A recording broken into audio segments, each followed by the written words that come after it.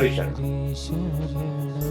आज मैंने एक ऐसा बयान देखा ज्योतिर्मठ के शंकराचार्य आत्मन अविमुक्तेश्वरानंद का, जिसमें उन्होंने कहा है कि इस महाकुंभ के आयोजन में मुसलमानों और आर्य समाजियों को नहीं जाना चाहिए, क्योंकि आर्य समाजी ये नहीं मानते कि गंगा स्नान से पाप कटते हैं। तो जब पाप नहीं करते तो वह जाके वहां क्या करेंगे। इस विषय में कुंभ का जो महत्व है, क्या सिर्फ गंगा स्नान के लिए है, मैं अलग से चर्चा करूंगा।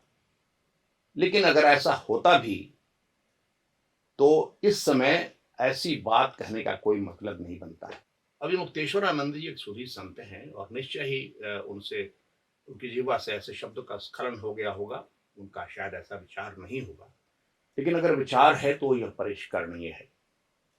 हम तो कहते हैं कि केवल मुसलमानों का नहीं, हिंदुओं में भी कुछ ऐसी शाखाएं हैं जो गंगा स्नान से पुण्य नहीं मानते हैं। जैसे आर्य समाज है, वो कहते हैं पानी में डुबकी लगा लेने से कैसे पाप धुल जाएंगे, उनको भी उसमें नहीं जाना चाहिए। उनके उत्तर में एक अच्छे आर्य समाजी संत ने जवाब भी दिया है।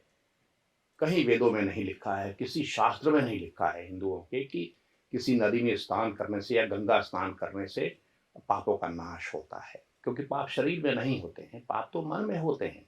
शरीर में होते तो निश्चित रूप से साफ हो जाते। वो बड़ी अच्छी बात उन्होंने कही एक प्रकार से, लेकिन ये भी परिष्करणीय है।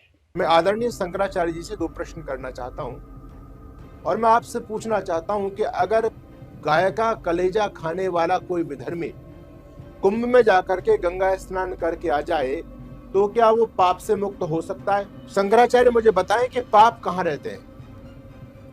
मैं मानता शंकराचार्य जी की बात को, अगर पाप हमारे शरीर पर चिपके हुए होते, जल से तो केवल तन की शुद्धि होती है, लेकिन पाप तन पर नहीं चिपटे हुए होते। पाप रहते हैं मन के अंदर, और मन की शुद्धि जल से नहीं होती है। ये आपका शास्त्र कहता है, मनुस्मृति धर्मशास्त्र इस बात को कहता है। और अब मुझे ये बताएं कि ये जो गंगा स्नान से जो पाप मुक्ति का फॉर्मूला है, ये आपको कहां से हाथ लगा है? वेदों में तो कहीं नहीं है, शास्त्रों में तो कोई नहीं है। ये शास्त्र में ऐसा लिखा है कि गंगा स्नान से छोटे मोटे पापों का नाश होता है। ऐसे पाप जो अलग से शास्त्रों में जिनका निर्देश नहीं है, बिना जाने बूझे कर डालते हैं, सभी से होते हैं, कोई अपवाद इसमें नहीं है। तो वह भी मैं बताऊंगा कि कहाँ लिखा है यह कि ऐसा होता है गंगा स्नान से और पवित्र नदियों के स्नान से। किंतु अभी विषय वह नहीं है। अभी विषय यह है कि क्या इस समय, जिस समय एक मनीषी ने मंत्र दिया है, बड़ा सुंदर मंत्र दिया है कि बटेंगे तो कटेंगे, सत्य मंत्र है, इतिहास इसी का निदर्शन है।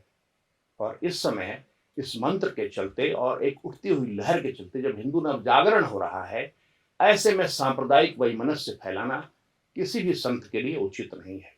इसलिए वाणी पर थोड़ा संयम रखना उचित होगा। ऐसे भी ये सभी संत जानते हैं, मुझे बताने की जरूरत नहीं है कि हिंदू धर्म दर्शन कहता है कि अलग अलग रास्तों से ईश्वर तक पहुंचा जा सकता है, और इसीलिए असंख्य संप्रदाय हिंदू धर्म में है। किंतु सभी इस कुंभ के मेले में आकर बिल्कुल सौहार्द के साथ अपना अपना कार्य करते हैं। गंगा स्नान करें न करें, वहां रहते हैं, कोई कोई तो महीने भर रहते हैं वहां पर, और रहकर वहां की पूरी संस्कृति को देखते हैं, आपस में मिलते जुलते और अपने विचार विनिमय करते हैं। यह पूरे विश्व के लिए कुंभ एक महान संदेश है। लेकिन इस प्रकार का जो संदेश है पूरे विश्व के लिए, उसको हम लोग धूमिल न करें। रही पाप कटने की बात की पाप कैसे कटते हैं, इस पर मैं शीघ्र ही शास्त्र के संदर्भ के साथ चर्चा करूंगा और आप सबों के मत की अपेक्षा करूंगा। तब तक के लिए हरिशरण।